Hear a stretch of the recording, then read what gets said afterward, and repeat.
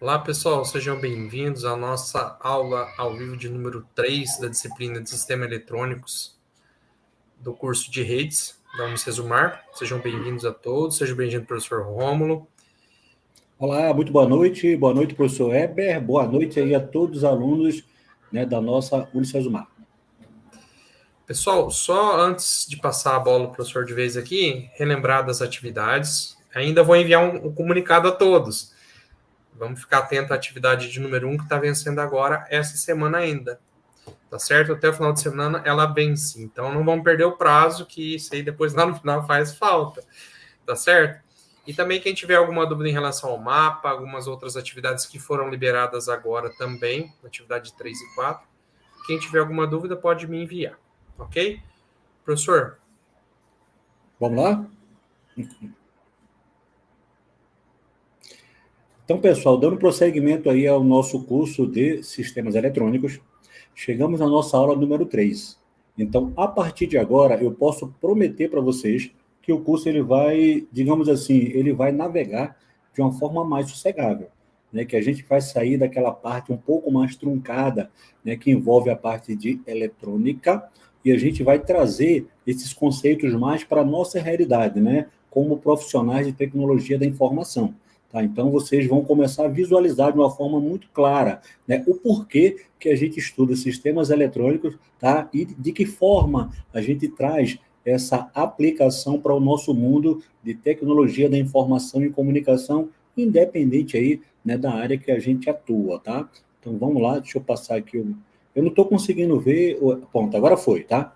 Vamos lá, pessoal. Na última aula, a gente parou aqui, né, no nosso último transistor. Então, assim, provavelmente esse vai ser o último slide do curso, que ele é um pouquinho diferente, né, das matérias que a gente comumente, né, a gente lida, né? Porque aqui eu já estou um pouco mais baixo nível, né? Já é uma área muito estudada para o pessoal de engenharia elétrica, bastante estudada aí para aqueles que projetam, né, hardware, para o pessoal da área de física, tá? Romulo, e o pessoal de computação também estuda, né, mas estuda mais voltado a entender como é que é o dispositivo com vistas a fazer o aproveitamento ali dentro da respectiva área. Galera, vamos lá. A gente falou sobre o transistor do tipo FET, a gente falou sobre o JFET, e para a gente finalizar a discussão, faltou falar sobre o MOSFET. Pode falar MOSFET, não tem problema, tá? Então, assim, o mais importante é que vocês entendam, né, o que é que ele é, para que serve, né, e aonde aplica. Legal? Então vamos lá. Esse carinha aí, ele é um transistor de efeito de campo de metal óxido semicondutor. Legal? O MOS vem de metal óxido semicondutor e o FET vem de transistor de efeito de campo, tá? Só para a gente relembrar. Ele possui um canal, né, que é um condutor, né, ou, né, ele pode ser parcialmente condutor, quando não há nenhum sinal aplicado à porta, tá? Vamos lá, vamos entender um pouquinho das características desse cara. Primeiro, ele tem aí um dispositivo condutor, né, que ele possui um canal, né, de condução. Ou seja, quando eu aplico uma tensão à porta, o canal ele é formado, né, por um meio semicondutor, né, que aonde não possui nenhum tipo de sinal aplicado. Ele tem também uma outra característica que é uma operação de controle de tensão, né? Ou seja, como todo e qualquer transistor do tipo MOSFET, né, ele é controlado por tensão aplicada à porta, tá? Uma tensão negativa na porta, ela vai o quê? Reduzir a condutividade do canal, ou seja, desliga o dispositivo. Bateu tensão negativa é como se fosse um interruptor. Vai lá e desliga o dispositivo. Vamos lá. Ele tem algumas aplicações específicas, tá? Onde é que eu aplico aí um transistor do tipo MOSFET? Eu posso aplicar ele em circuitos de comutação sim, perceba, comutar, né? Ligar algo em alguma coisa. Tá? É bastante utilizado aí, por exemplo, né, em circuitos de proteção né, de chaveamento de carga, ou seja, para evitar que um determinado circuito eletrônico ele venha a sofrer uma carga, né, e ele atua como se fosse um disjuntor. Legal? Ele pode ser atuado nesse sentido, também pode ser atuado como amplificador de sinal, né? Ele pode atuar como amplificador de sinal. Legal? O dispositivo ele permite ajustar a amplificação, né, que é aplicado à porta. Ele também pode ser aplicado como circuito analógico, né, e experimentação também dentro da eletrônica, tá? Ou seja, em contextos educacionais ou até mesmo em laboratoriais, dentro aí do universo da eletrônica, esse tipo de transistor ele é frequentemente usado para demonstrar os princípios de dispositivos semicondutores, em razão da sua facilidade, né, em razão da sua simplicidade, principalmente, tá? É importante notar que esse transistor ele não é tão amplamente utilizado como, por exemplo, o MOSFET de canal de enriquecimento, que é mais comum na eletrônica moderna, tá? Principalmente aí devido à sua eficiência energética aí e a sua capacidade de chaveamento em alta velocidade, ok? Para a gente finalizar essa discussão, galera, eu trouxe uma questãozinha só para aqueles que estão bem atentos aí, né, compreender, né, quais são os elementos que compõem, né, esse tipo de transistor, tá? Então, existe pelo menos 3 eletrodos aí dentro aí de um transistor do tipo FET, né? E a resposta para essa alternativa é letra C, né, galera? Que é o fonte, o porta e o dreno. E eu vou explicar, tá? Vamos lá. Em um FET, os 3 terminais, tá? O fonte, o porta e o dreno, eles são chamados, né, do inglês, né? Aí vem lá o source, né, como se fosse a origem, é o fonte, né, porta, né, que é o gate, e o dreno ali, que é o drain, né? Esses termos, eles são muito comuns, né, em praticamente todos os transistores do tipo FET, né, inclusive aí o MOSFET. E também bastante comum no JFET, né, que são 2 tipos, né, que são especializações do FET. Outros termos mencionados nas opções não são geralmente associados ao FET, mas sim a outros dispositivos, né, semicondutores, sei lá, como transistores bipolares, né, que tem ali o emissor, o base e o coletor, ou até mesmo o diodo, que a gente falou em aulas passadas, né? E dentro do diodo, para aqueles mais atenciosos, né, a gente vai ter o ânodo e a gente vai ter o cátodo, tá? Galera, para a gente entender, né, a ligação entre as coisas, eu trouxe um slide, né, que eu mostro um pouquinho aí o nosso fluxo hierárquico dos sistemas eletrônicos, ou seja, ele é constituído, né, por esse diagrama, isso está lá no nosso livro, né, eu trouxe também, né, para que a gente compreenda, não é isso? Ó, o que é que são componentes eletrônicos, né, aonde se encaixa os circuitos eletrônicos e, por fim, os sistemas que utilizam ambos os dois, que são sistemas eletrônicos, beleza? Vamos lá, a imagem aí, ela ilustra 3 retângulos, né, eles são dispostos aí em uma ordem, tá, inclusive de complexidade, né, crescente, né, que vai o quê? De cima para baixo, legal? Cada um desses 3 retângulos, eles representam um nível de componentes e sistemas dentro da eletrônica. Então, eu tenho primeiro lá os componentes eletrônicos, é o que está mais acima de todos. Componentes eletrônicos, eu diria que ele se encontra ali na parte de unidades básicas, tá? Ou seja, ele representa ali as unidades individuais de eletrônica, né? Isso inclui os dispositivos como resistores, como capacitores, tudo aquele, né, a maioria que a gente viu até agora ao longo do curso, tá? Resistor, capacitor, transistor, diodo e outros componentes aí eletrônicos discretos, né? Esses componentes, eles são as peças fundamentais que constituem qualquer circuito eletrônico. Se é um circuito eletrônico, tem que ter ali, né, os componentes eletrônicos, né? Ele é constituído por resistor, capacitor, transistor, diodo e por aí vai, né? Eles são os blocos de construção da eletrônica, né? É como se fosse semelhante aí a tijolos dentro de uma construção, que você vai montando ali e você vai construindo, né, principalmente ali os circuitos eletrônicos, né, que é a próxima categoria aí, tá? Esse aí, eu já diria que ele se encaixa dentro de algo chamado de conjunto de componentes, né? Ou seja, são conjuntos ou grupos de componentes eletrônicos, né, que eles são interconectados. Um circuito eletrônico, ele é criado quando componentes individuais que estão na camada acima, eles são combinados de alguma forma específica para realizar uma função ou uma tarefa dentro da eletrônica. Os circuitos, eles podem ser tão simples quanto um amplificador de áudio, por exemplo, né? Ou tão complexo quanto, sei lá, um processador de um computador. Os circuitos eletrônicos, pessoal, eles são a próxima camada da complexidade aí, né, após os componentes individuais. Então, componentes individuais, agrupou uma série deles, tem o quê? Os circuitos eletrônicos e, por fim, a gente chega aí nos sistemas eletrônicos, tá? Que é o retângulo mais abaixo de todos eles. Né? Eu diria que isso aí se encaixa dentro de algo chamado conjunto de circuitos. Né? Então, eu tenho elementos básicos, eu tenho componentes e eu tenho um conjunto de circuitos, tá? Vamos lá. Esses podem ser tão simples quanto, por exemplo, o controle remoto de uma TV, ou tão complexo, sei lá, como o sistema de comunicação satelital. Tá? Os sistemas eletrônicos, eles são constituídos por múltiplos circuitos que trabalham coordenados, juntos, todos eles com o objetivo de realizar ações, funções, né, que são amplas, que são complexas. Tá?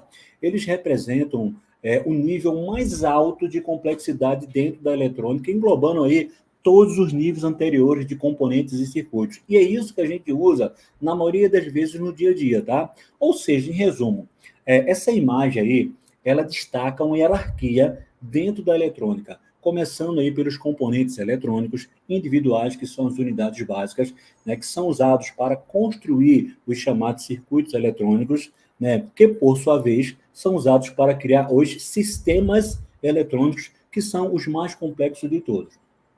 Cada nível na hierarquia, ela contribui para a funcionalidade e a complexidade crescente dos sistemas eletrônicos que a gente usa aí na nossa vida diária, tá, galera? Vamos lá. E, enfim, chegamos aí para a nossa aula 3, né? A gente tinha uma pontinha aí da aula passada que a gente não tinha concluído. Chegamos aí na aula 3 e a partir de agora, galera, vocês vão se identificar muito mais com os conceitos que a gente vai estar trazendo para o nosso dia a dia, tá? Então, assim, o sumário dessa área envolve o quê? A gente conheceu o que é a arquitetura de computadores. Dentro desse contexto, a gente vai usar aí os circuitos eletrônicos, tá? Então, a arquitetura de computador, ela pressupõe o uso de circuitos eletrônicos. Vai ter processador, vai ter memória, vai ter disco, vai ter uma série de componentes dentro aí, né, do contexto de sistemas eletrônicos. Não apenas a arquitetura, a gente vai entrar na parte da funcionalidade. E é aí que a gente mergulha mesmo na parte dos sistemas eletrônicos. Quando a gente fala em organização de computadores. Então, a organização ela tem uma pegada mais voltada para a parte implementativa. Já vou explicar isso aí. Vamos falar quais são as funções, né, de um computador, como um computador, tá? Ele é estruturado, de que forma a gente usa aí os componentes eletrônicos, tá? Aí passaremos por duas arquiteturas de computadores, tá? A primeira arquitetura que planeja a concepção de um computador é a arquitetura de von Neumann. A segunda arquitetura, que tem um objetivo similar, porém de forma diferente, né, implementativamente, que é a arquitetura de Java, tá? Ambas são arquiteturas que constroem, né, se destinam a construir um computador. E, por fim, a gente vai falar sobre arquitetura, não de computadores, e sim de processadores. E aí temos a arquitetura RISC versus aí a arquitetura CISC, e já trouxemos aí, né, a discussão para o nosso universo e vai ficar muito mais tranquilo, né, a partir de então. Tá, pessoal? Vamos lá. Arquitetura de computadores. Vamos entender esse conceito. Galera, sempre que fala de arquitetura de computadores, pensa, imagina, como se fosse assim, uma analogia, como se fosse uma planta de construção de um edifício, né, de uma casa. Né? Para construir uma casa, você vai ter que ter quartos, você vai ter que ter uma sala, vai ter que ter cozinha, vai ter que ter banheiro, por exemplo. Não é isso? Quando se monta uma arquitetura de um computador, é algo muito parecido. Vai ter que ter um processador, vai ter que ter memória, vai ter que ter disco. Ou seja, o objetivo aqui, galera, é o seguinte, olha só, é criar, não é isso? Algo que permita com que um programa ele execute de forma lógica e coerente. Ou seja, tudo aquilo que impede o funcionamento normal de um programa afeta a sua arquitetura. Como assim, Romulo? Eu vou explicar. Vamos lá, eu quero rodar um programa.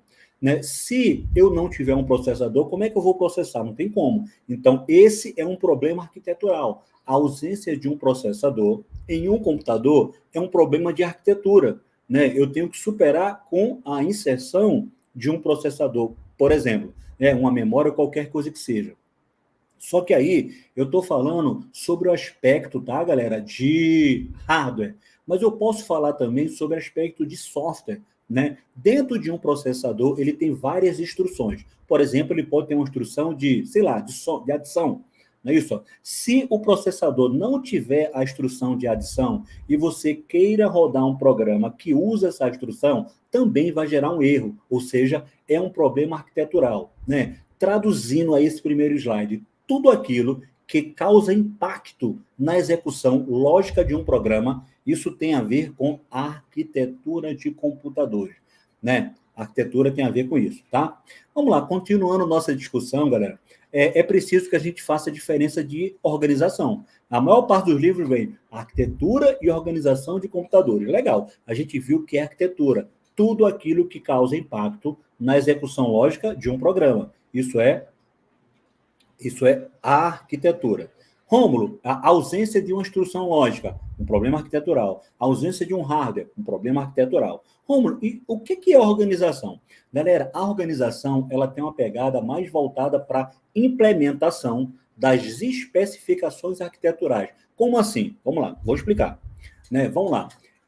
Se um computador ele não tiver um processador, ele é um problema de arquitetura. Mas a forma pelo qual o processador será implementado com vistas a aumentar a produtividade, processar mais, isso já não é mais um problema de arquitetura, e sim um problema de organização. A organização está relacionada à implementação das especificações arquiteturais. É como se fosse mais ou menos o seguinte, tá? Pensa como se fosse a arquitetura, o cara vai lá e faz um projeto arquitetural, uma planta. Ah, Rom, e na hora de construir? Na hora de construir, chama o engenheiro. O engenheiro tem a ver com a parte da organização, que é o cara que implementa as características de uma arquitetura, tá, galera? Só para a gente distinguir a diferença desses dois conceitos, tá? E daí a gente já parte para o conceito de função. Dentro de um computador, eu tenho vários componentes. E cada um executa uma função, né? Principalmente o seguinte, eu tenho uma função de movimentar dados dentro do computador, ou seja, vai sair dado do disco para a memória, da memória para o processador, do processador para o dispositivo de entrada e saída e por aí vai, né? A entidade que movimenta dados dentro de um computador são os barramentos. Então, perceba, eu tenho uma função de movimentar dados, que ela é implementada por barramentos. Eu tenho uma função de controlar a instrução, né? Ou seja, a execução lógica de um programa. E quem faz o controle da execução lógica de um programa é um dispositivo dentro da CPU chamado unidade de controle. É ele que controla, né, todo o ciclo de vida de uma instrução ou de um programa. Ah, Romulo, além de movimentar dados e controlar, o que mais o computador faz? Um computador armazena dados, então ele tem toda uma hierarquia de memória para armazenar dados, não é isso? Discos, memórias, memória cache, memória principal, o que mais? Registrador e por aí vai. E ele também faz algo principal dele, né? Que é processar a informação. E o processamento das informações ela se dá normalmente pela unidade lógica aritmética ou pelos coprocessadores, né? Que se destinam ali a rodar, executar as instruções de um programa. Então, quanta função a gente tem? Movimentar dados, a gente tem controlar o ciclo de vida de instrução, a gente tem a capacidade de armazenamento e para isso a gente tem toda uma hierarquia, a gente tem a parte de processamento de dados. Beleza? Vamos lá, dando continuidade à nossa discussão, chegamos aí na parte da estrutura. E estrutura se confunde um pouco com função. Função é o que tem que ser feito, não é isso? Movimentar dados, controlar, processar e por aí vai. O que é estrutura? É a forma como esses dispositivos conversam um com o outro. Eles estão interrelacionados. Então, isso tem a ver com a estrutura, né? E dentro de um computador, a gente tem aí alguns relacionamentos. Dentro desse relacionamento, a gente tem os dispositivos de entrada e saída, a gente tem barramento ligando tudo isso, tem CPU e tem memória. E dentro de uma CPU, um processador, quando eu explodo esse cara, ele tem pelo menos aí 4 dispositivos, que é o quê? Ele tem registradores, que é a memória interna a um processador. Rômulo, isso é feito de quê? Componentes eletrônicos, tá? Memórias são feitas por componentes eletrônicos. Legal? Eu tenho aí uma unidade lógica aritmética para fazer o processamento. Eu tenho os barramentos internos a uma CPU, tá? Que está na parte central da imagem, e eu tenho ali a unidade de controle, que embora não execute instrução, ela controla todo o ciclo de vida de todas as instruções que existem dentro de um computador, beleza? Então perceba que a gente falou sobre 4 conceitos, tá, galera? A gente falou de arquitetura, que é a parte de tudo aquilo que impacta na execução direta de um programa, arquitetura. A gente falou sobre organização, e organização tem a ver com a implementação das especificações de uma arquitetura. A gente falou sobre função, né, o que é que um computador tem que fazer, e a gente falou sobre estrutura, ou seja, o interrelacionamento entre as partes. Legal? Né? E depois de ter falado tudo isso, a gente parte para fazer algumas questões, para saber se de fato, né, os conhecimentos eles estão sendo internalizados. E a questão número 1, ela fala o seguinte, tá, galera? Acerca da organização, falamos sobre isso, a arquitetura, também falamos sobre isso, e dos componentes de um computador. Falamos também sobre isso aí. Julgue os itens a seguir. Aí ele começa ali, que ele fala, a arquitetura de computador refere-se aos atributos de um sistema que são visíveis a um programador. O que significa isso? Tudo aquilo que afeta a execução lógica de um programa é visível para um programador. Ou seja, os atributos que possuem impacto direto na execução lógica de um programa. Até então está perfeito. Nesse contexto, aí ele fala, é considerada uma questão arquitetural, por exemplo, né, se uma extração de multiplicação ela será realizada por uma unidade de multiplicação especial, perceba que está falando em algo de software, tá? Uma instrução interna ao processador que faz uma multiplicação, ela vai ser realizada por uma unidade especial ou ela vai ser realizada por mecanismos que façam uso de repetição. Galera, isso aí é implementação. E tudo aquilo que é implementado, a forma pela qual a instrução será implementada, isso não é um problema de arquitetura, isso é um problema de organização. Ter ou não ter a instrução é um problema de arquitetura. Então, essa questão está errada, porque nesse final aí não se trata de um problema arquitetural, e sim um problema de organização. Gabarito, errado, tá? Dando prosseguimento à nossa discussão. Outra questão para a gente massificar o conhecimento, e ela fala o seguinte, o termo arquitetura de computador refere-se aos atributos, termos que são visíveis a um programador, meio que repetiu a outra, né? Muito parecida, né? Ou, em outras palavras, aquilo que tem impacto direto na execução lógica de um programa. Mais perfeito que isso não tem. Tudo aquilo que impacta a execução de um programa é um problema arquitetural. E ele fala, o termo organização de um computador refere-se ao quê? As unidades operacionais, ó, parte de fazer, né, e as suas interconexões, ou seja, tudo aquilo que, o termo-chave, implementa aquilo que é especificado pela arquitetura, tá? A arquitetura planeja, mais ou menos, e a organização, ela implementa. Então, essa segunda questão, ela está perfeitamente correta, beleza? Vamos lá, dando prosseguimento à nossa discussão, chegamos aí em um conceito muito simples, tá? Que é a arquitetura de von Neumann. Pessoal, a arquitetura de von Neumann, ela é uma arquitetura de computadores. Então, assim, só para você ter ideia, os nossos computadores atuais, eles são versões especializadas de computadores de von Neumann. Mas isso foi criado há muito tempo atrás e vamos entender, né, isso, ó, né, do que se trata. Então, assim, primeira informação, é uma arquitetura de computador. Então, é como se fosse assim, ó, é uma planta, mas em vez de construir uma casa, ela construiu um computador. Então, você olha essa imagem e fala, cara, isso aí é um projeto com vistas a produzir como resultado final um computador. Arquitetura de von Neumann. Romulo, quem que faz isso? É a organização. Mas quem planeja é a arquitetura, né? A arquitetura de von Neumann.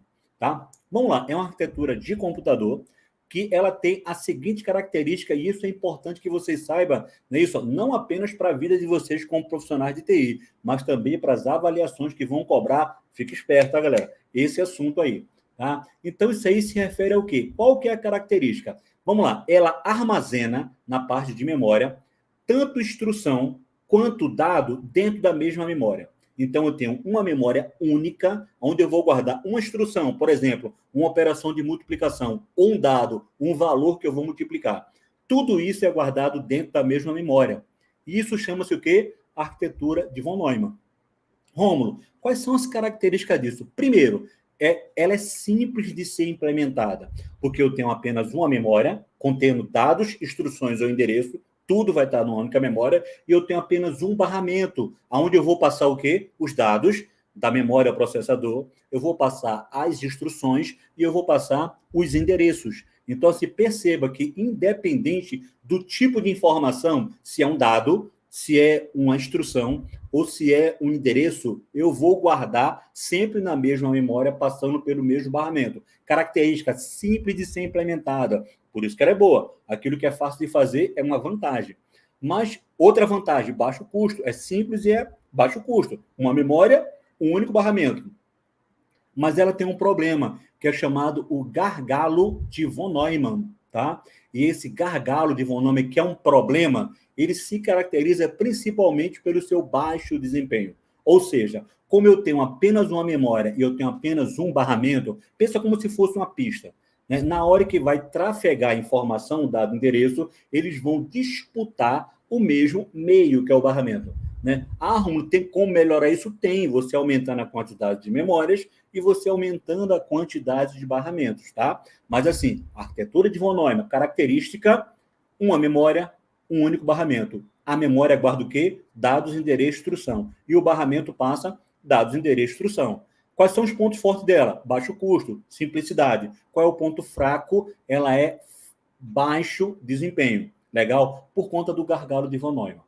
Rômulo, tem como melhorar isso aí? Claro que tem. Aí temos aí a arquitetura de Harvard. Mas antes disso, vamos falar um pouquinho de funcionamento, tá? Memória vai guardar das instruções, já falamos sobre isso. A CPU ela é encarregada de buscar na memória instruções, dados, endereço, vai decodificar e vai executar. É o famoso ciclo ali BDE, né? Busca, decodifica e executa a instrução. Legal? E, por fim, o resultado é guardado na memória, né? E os nossos computadores atuais, todos eles funcionam com uma pequena variação do conceito original de von Neumann. Hoje a gente funciona... Ah, Romulo, mas o meu computador ele tem 3 pentes de memória. Não tem problema a quantidade.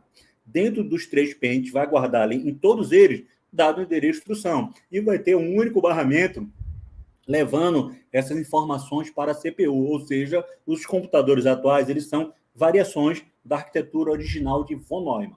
Romulo, tem como fazer uma arquitetura melhor? Tem. E a arquitetura melhor, né, do que a de von Neumann é chamada arquitetura de Harvard. Essa que eu vou apresentar agora.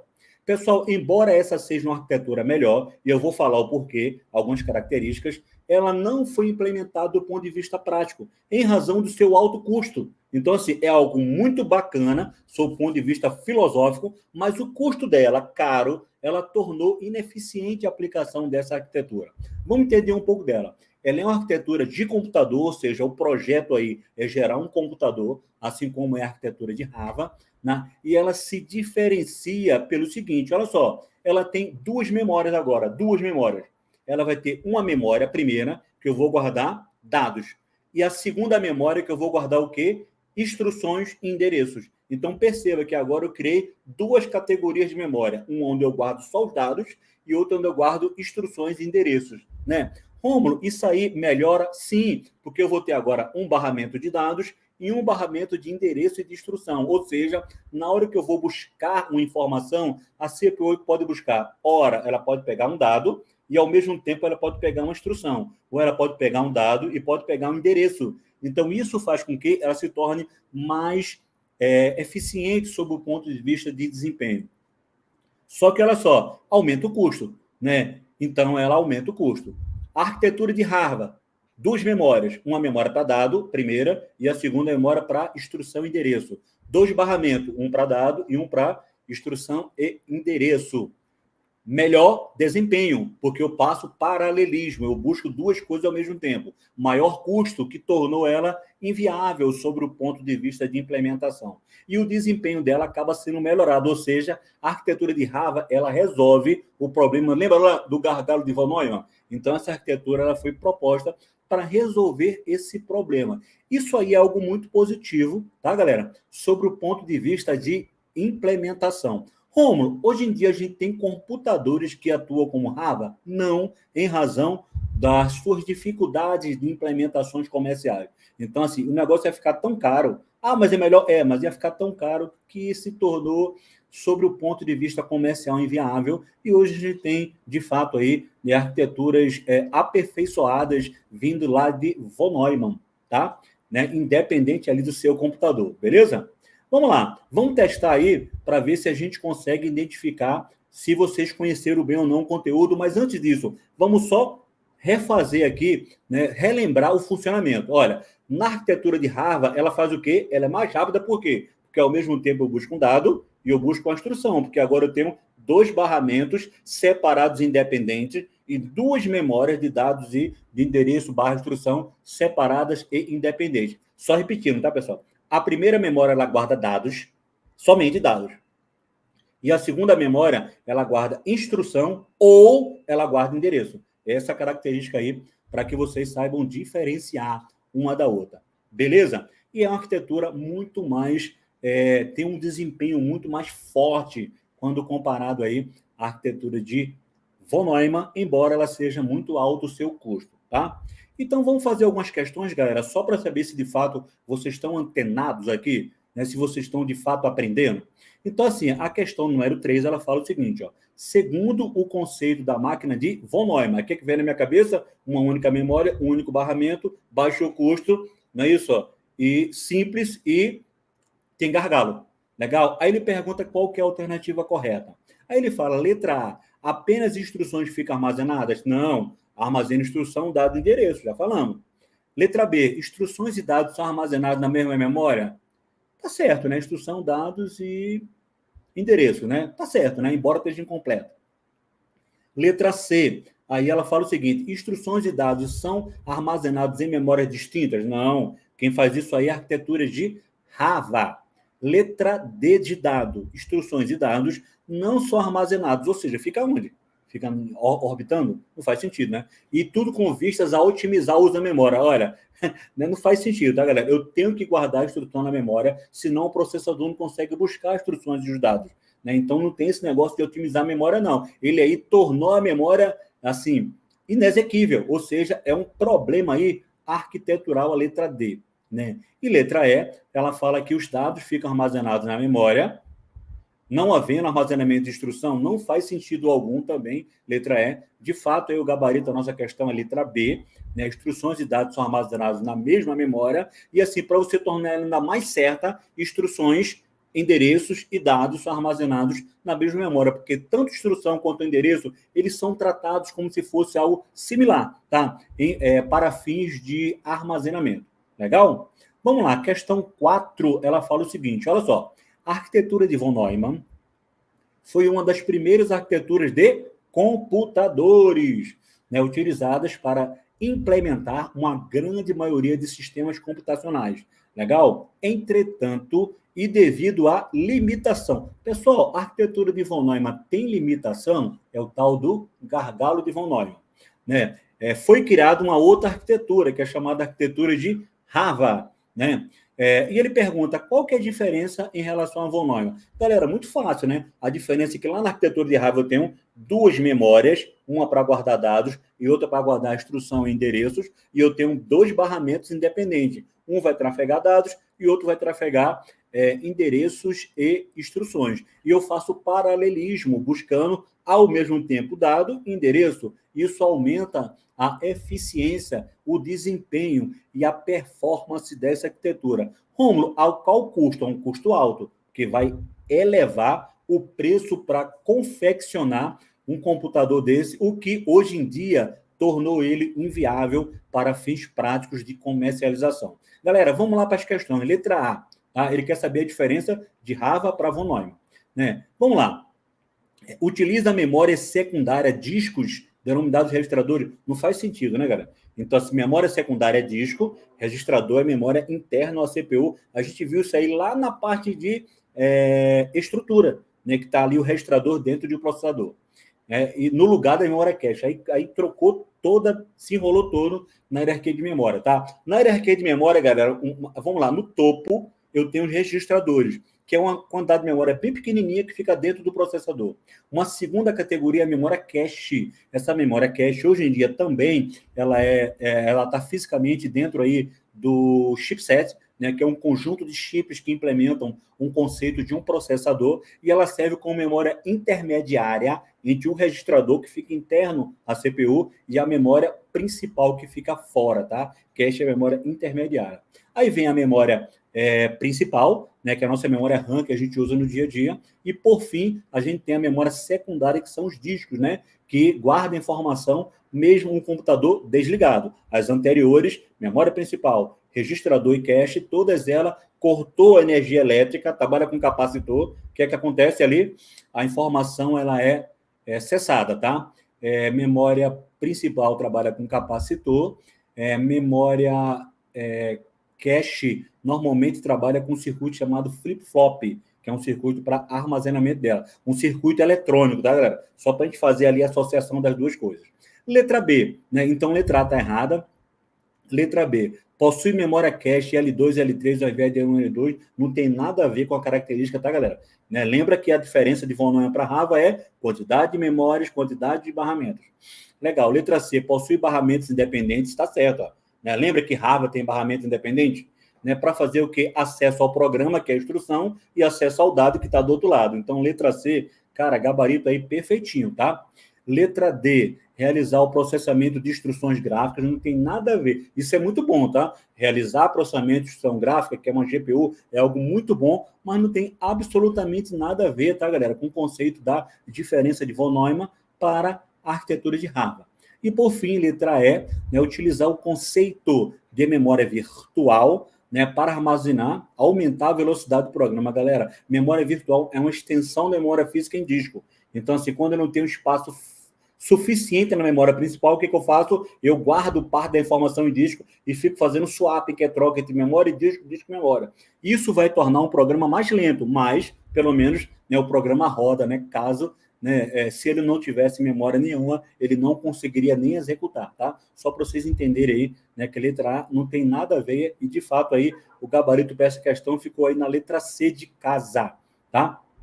Vamos lá, questão 5 para a gente treinar. Tá? Arquitetura de computadores, conhecida como arquitetura de Rava, se diferencia da arquitetura clássica de von Neumann. Por quê? Já falamos, né? 2 memórias, 2 barramentos. Letra A, pelo fato dos processadores baseados na primeira, né, que é Rava, né, de acordo com o comando da questão, possuírem um conjunto de instruções com múltiplas instruções. Não tem nada a ver, tá, galera? Ele misturou aí a arquitetura de computador com a arquitetura de processador. Letra A tá furadíssima. Tá? Letra B, pelo fato de os processadores baseados na primeira seguirem o modelo Cisco. A gente já vamos falar sobre isso. Mas, assim, ele está trocando a arquitetura de Harvey von Neumann, que é de computador, com Cisco e RISC, que é de processador. Né? C, por exigir mais tempo na execução de instrução. Galera, na verdade, Harvard, ela exige menos tempo. Ela é mais performática. Então, mais aí está errado da letra C. Né? Letra D, por possuir apenas 3 blocos, né, memória, unidade lógica, aritmética e unidade de controle, cadê o barramento aí? Não faz sentido, letra D. E, por fim, ele fala, letra E, por possuir memórias específicas, né? Harvard tem memória específica, né? Uma para guardar dados e outra para guardar instrução ou endereço, né? Na verdade, ele só apontou a instrução. Cada uma com seu barramento que é específico, né? Um barramento específico independente para dados e um barramento específico e independente para instrução. Gabarito dessa questão 5, galera. Letra E, tá? A última aí, alternativa, que é a correta. Beleza? Né? Perceberam que essa aula o negócio está mais tranquilo? A gente está trazendo mais para o nosso conhecimento do dia a dia? Então, vamos lá. Vida que segue aí, tá, galera? Questão número 6 aí, tá? Ela fala o seguinte, para a gente treinar, tá, galera? Né? Considerando o conceito de uma arquitetura de computadores tradicional, que é von Neumann, é a arquitetura tradicional, é aquela que foi a pioneira, é tradicional, e hoje em dia a gente utiliza. ele quer saber o que é incorreto, o que é errado sobre essa arquitetura. Letra A, é errado que dados e instruções são armazenados em uma memória de leitura escrita? Não, isso é certo, né? Então, né, C está certinho aí, né? Na verdade, dados, instruções e endereços. Isso é certo.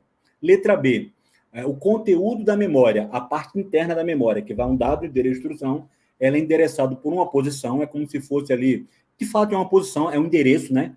Então, o conteúdo, que é informação, ela é endereçada por uma posição, não é isso? Então, eu tenho lá, primeira posição de memória até a última posição de memória, e dentro de cada posição, né, de memória, eu vou ter um dado, endereço, uma instrução, e ele fala independente do tipo de dado. Isso aí também está certo, né, galera? Independente do valor do conteúdo, né, sempre eu vou buscar algo pelo endereço, né? E esse algo pode ser um dado, esse algo pode ser uma instrução, ou esse algo pode ser um endereço. Legal? Letra C de casa, o fluxo de execução das instruções é sequencial, né? Exceto se houver um desvio explícito.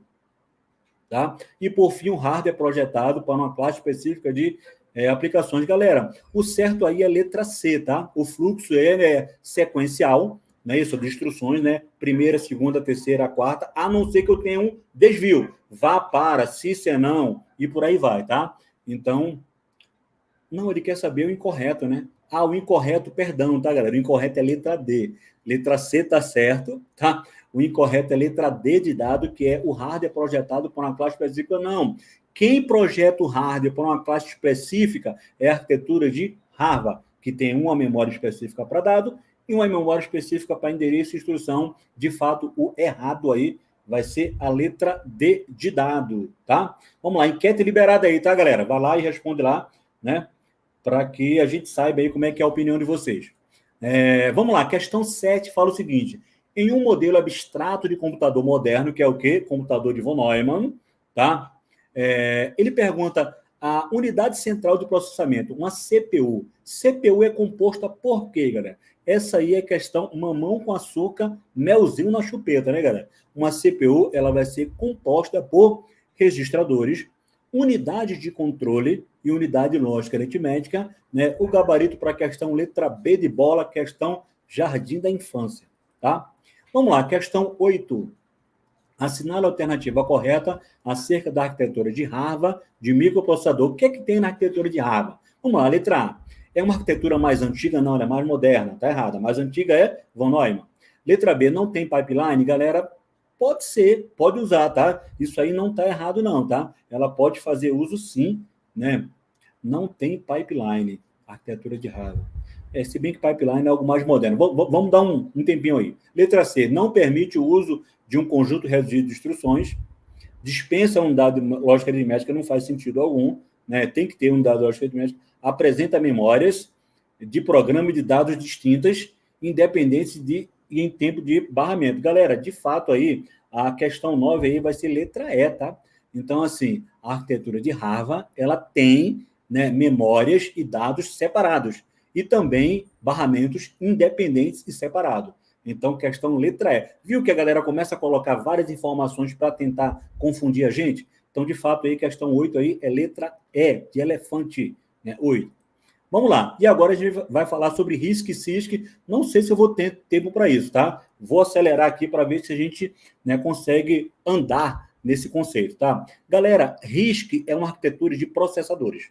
Então, agora eu estou falando sobre um processador.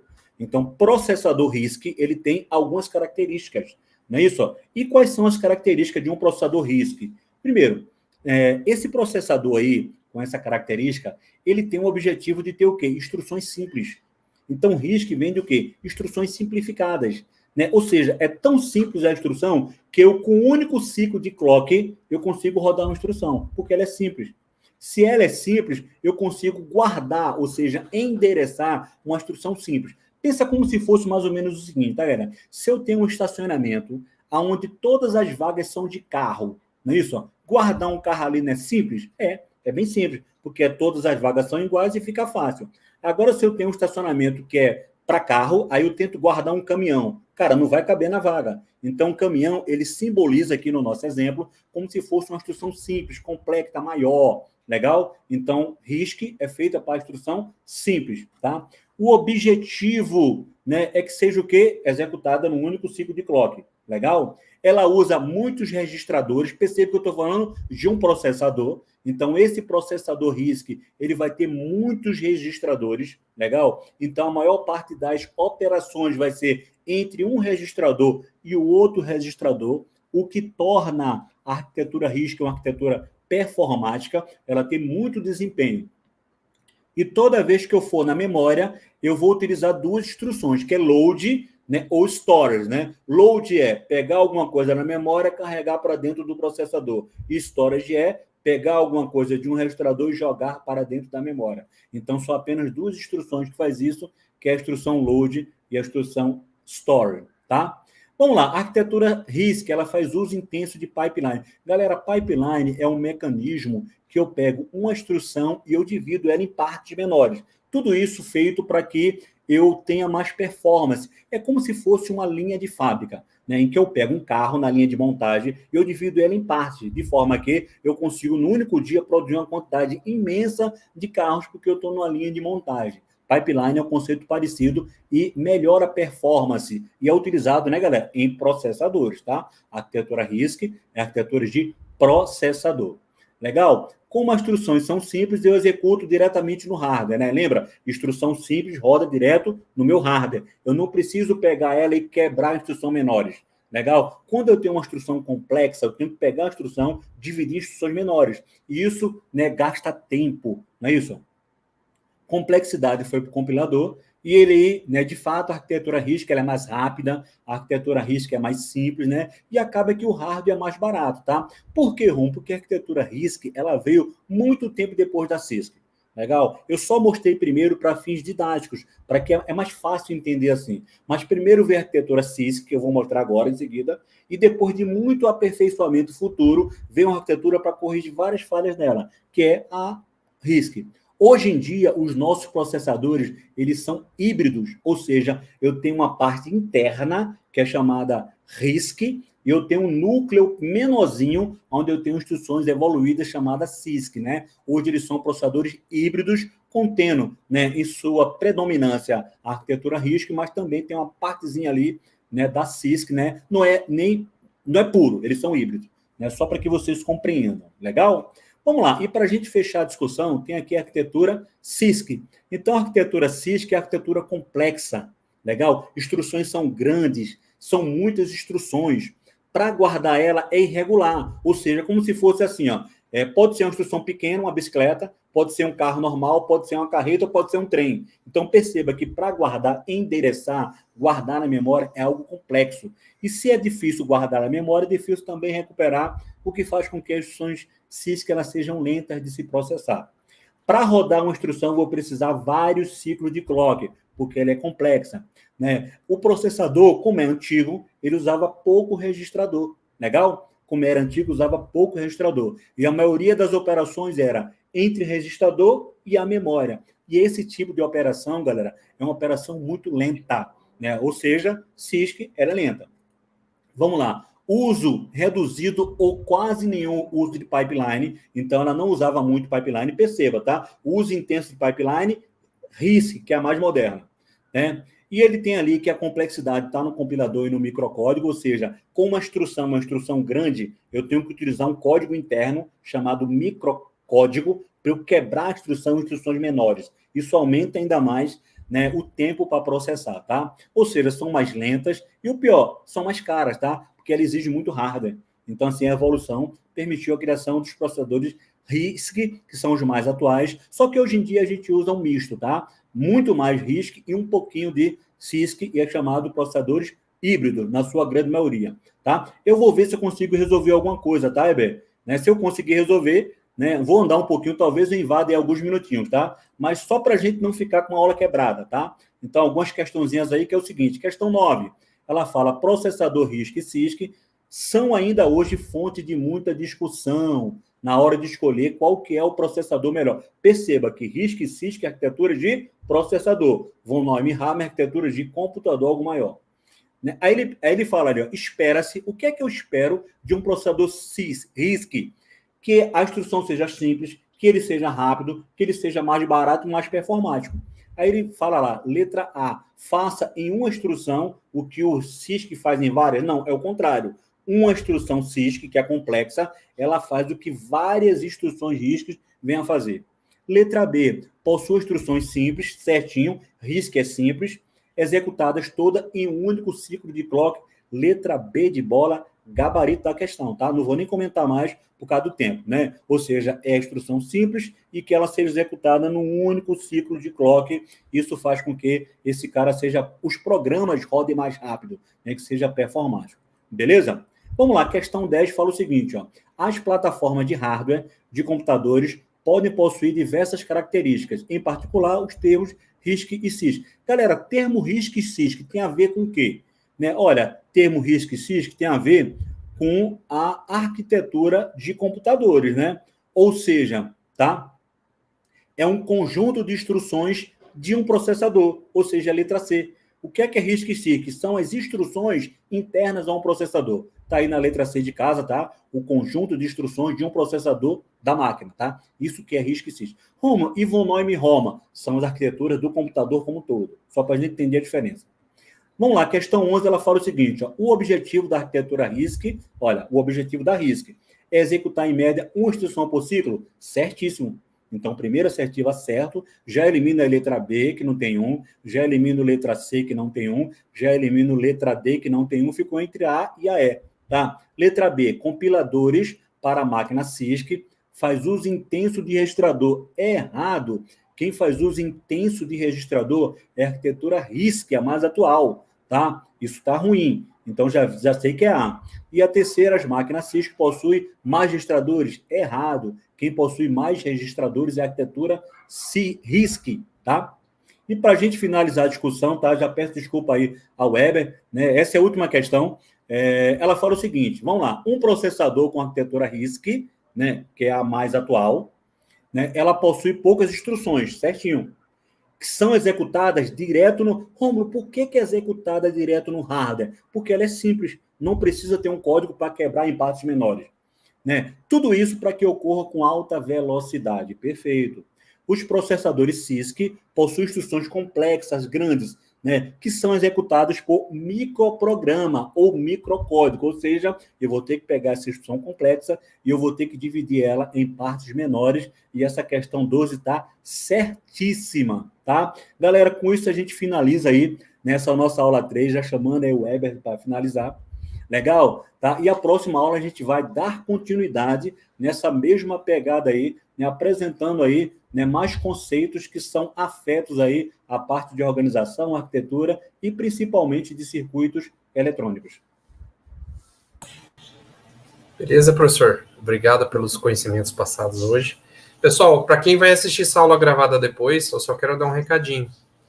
Vamos participar, vamos se esforçar para participar da nossa última aula ao vivo na semana que vem, ok? O professor vai trazer esses conteúdos novos, vai ter interação com todos aqui e reforço, vamos participar da aula ao vivo, ok? Professor, muito obrigado e até a próxima, meu pessoal. amigo, forte abraço, fica com Deus, boa semana a todos e até breve. Até breve, pessoal.